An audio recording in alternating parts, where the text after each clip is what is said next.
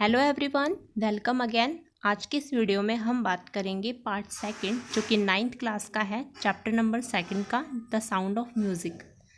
इस चैप्टर का नाम है the shehnai of Bismillah Khan, यानी कि बिस्मिल्लाह खान की शहनाई के ऊपर ये चैप्टर है। Do you know these people what instrumental do they play?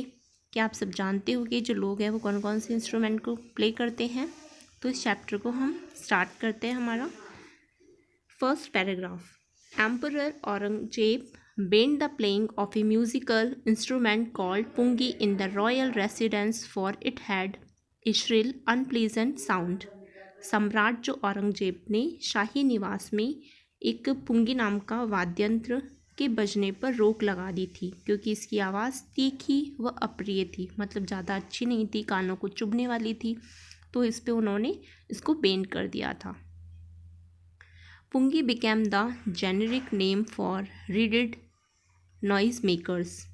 जो पुंगी है वो नरकुल से बने शोर मचाने वाले सभी वाद्यंत्रों का जातिगत नाम पुंगी हो गया। मतलब जो जिस टाइप से बजाते थे तो उसी का नाम क्या हो गया था, उस इंस्ट्रूमेंट का नाम पुंगी हो गया था। Pungi became the generic name for reeded noisemakers. Few had thought that it would one day it revived. किसी ने नहीं सोचा था कि एक दिन यह पुंगी पुनर्जीवित हो जाएगी, यानी कि वापस इसको लोगों के द्वारा बजाया जाएगा। A barber of a family of professional musician, जो एक बार्बर है यानी कि पेशेवर संगीतकारों के एक परिवार के नाई ने, जिसकी पहुंच शाही राजमहल तक थी, पुंगी के स्वर संबंधित गुण को सुधारने का निश्चय किया। उसने क्या सोचा था? Who had access to the royal palaces decide to improve the tonal quality of the pungi, क्यों इसका जो साउंड है उसको अच्छे से सुधारेगा, उसकी क्वालिटी में चेंज करेगा। He choose a pipe with a natural hollow stem that was longer and broader than the pungi. उसने प्राकृतिक खोखले तने वाले एक नरकुल को चुना जो पुंगी से ज़्यादा लंबी और चौड़ी थी, और उसने नरकुल पर 7 छेद बना दिए थे। कितने छेद बनाए थे उसने? 7। And made 7 holes on the body of the pipe, इसकी पाइप पर 7 छेद बना दिए थे। When he played on it, जब इसको बजाया जाता था, यानी कि जब इसको बजाते थे, closing and opening some of these holes soft and melodious sounds were produced.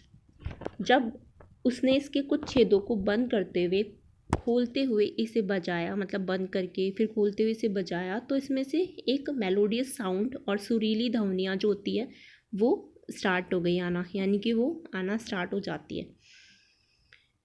He played the instrument before royalty and everyone was impressed. पुंगी से इतने भिन्न इस वाद्यंत्र को एक मतलब नया नाम देना पड़ा। उसने इस वाद्यंत्र को एक शाही परिवार के सामने बजाया। किसके सामने बजाया था इंस्ट्रूमेंट को? Before royalty and everyone was impressed, और सभी जो लोग थे वहाँ के वो बहुत ज़्यादा इम्प्रेस्ड हो गए थे, उससे प्रभावित हो गए थे। The instrument so different from the pungi had to be given a new name. पुंगी से इतने भिन्न इस वाद्यंत्र को नया नाम देना था। अब ये थोड़ा सा अलग था, डिफरेंट था, तो इस वाद्यंत्र को एक नया नाम देना पड़ा। As the story goes, since it was first played in the Shahi's chambers and was played by a nai barber, the instrument was named the shehnai. पुंगी ये पुंगी से थोड़ा चेंज था, अलग था, डिफरेंट था, जैसा कि कहानी में बताया गया है। चूँकि इसे सबसे पहले जो शाह बादशाह है उनके कक्ष में बजाया गया था, उनके सामने बजाया गया था, और इसको एक नाई ने बजाया था, इसलिए इस वाद्य यंत्र का नाम भी क्या रखा गया था? शहनाई, नाई के नाम से। और बज गया था, ये शाही महल में बनाया गया था, इसीलिए इसको शहनाई का नाम दिया गया था। नाई से तो आपको पता चल रहा है कि बार्बर का नाम था, और ये शाही दरबार में बजाया गया था, तो इससे हो जाएगा ये शहनाई। यहाँ पे देखिए आप, यहाँ पे पुंगी जो है, ये इसमें पिक्चर दिख रही है, इस टाइप का जो इंस्ट्रूमेंट होता है इसे पुंगी बोलते हैं, और इसके साइड में जो इधर वाला है जिसमें 7 छेद होते हैं, इस टाइप के इंस्ट्रूमेंट को हम शहनाई कहते हैं। The sound of the shehnai began to be considered auspicious. शहनाई की ध्वनि को मांगलिक शुभ माना जाने लगा, यानी कि इसको कैसा माना जाता था, ऑस्पिशियस। यहाँ पे ऑस्पिशियस का मीनिंग गिवन है आपको, promising to bring good fortune, जो अच्छे कार्यों पे बजाया जाता है। And for this reason it is still played in temples and it is indispensable component of any north Indian wedding. और इसी कारण से इसे अब भी मंदिरों में बजाया जाता है, टेम्पल में बजाया जाता है, और ये किसी भी उत्तर भारतीय विवाह का एक अंग हो गया, एक पार्ट बन गया है।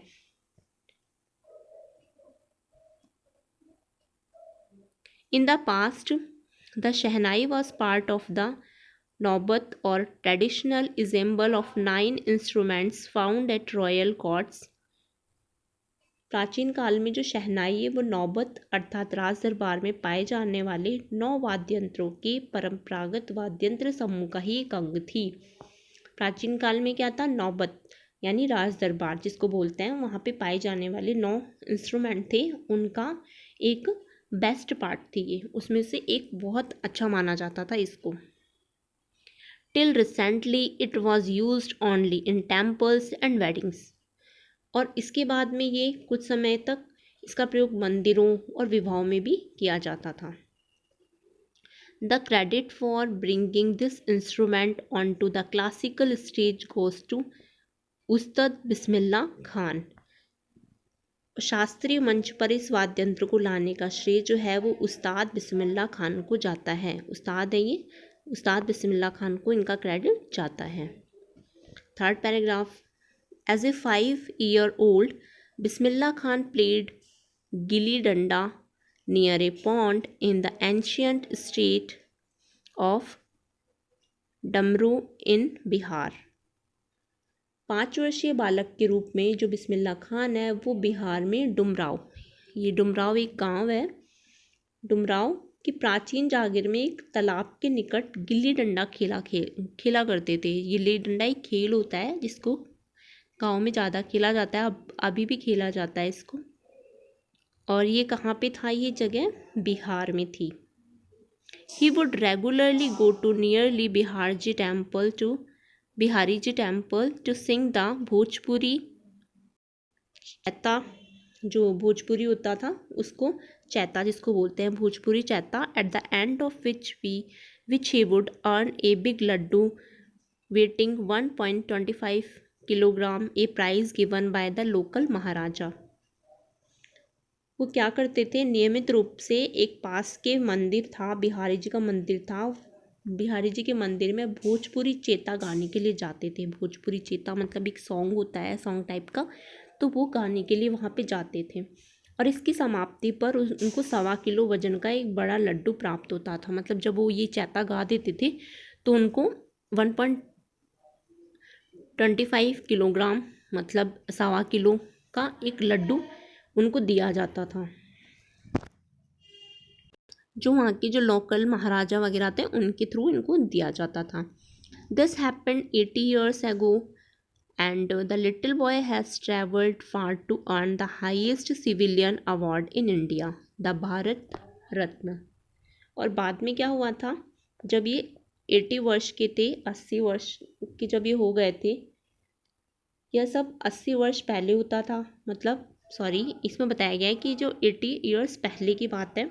और इस छोटे लड़के ने भारत के सर्वोच्च नागरिक पुरस्कार जो कि भारत रत्न के नाम से जाना जाता है को प्राप्त करने के लिए बहुत लंबी यात्रा की थी। इन्होंने बहुत ज़्यादा सेक्रीफाइस किया था, बहुत ज़्यादा हर जो वर्क हार्ड है वो किया था इन्होंने, और इसको प्राप्त किया था।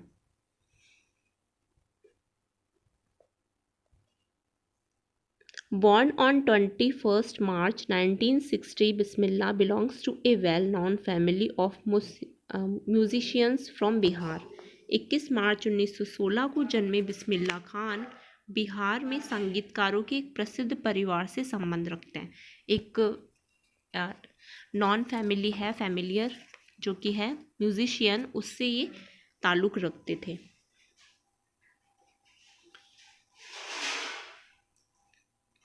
हिज ग्रैंडफादर, उनके जो ग्रैंडफादर थे रसूल बख्श खान, रसूल बख्श खान वॉज द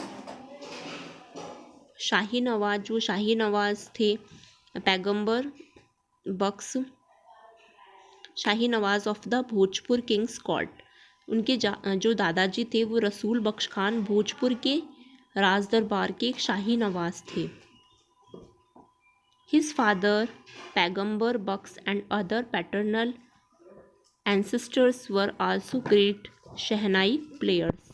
उनके पिता पैगम्बर बख्श और उनके अन्य पूर्वज जो भी थे महान शहनाई वादक थे, मतलब बहुत अच्छा ये शहनाई प्ले करते थे।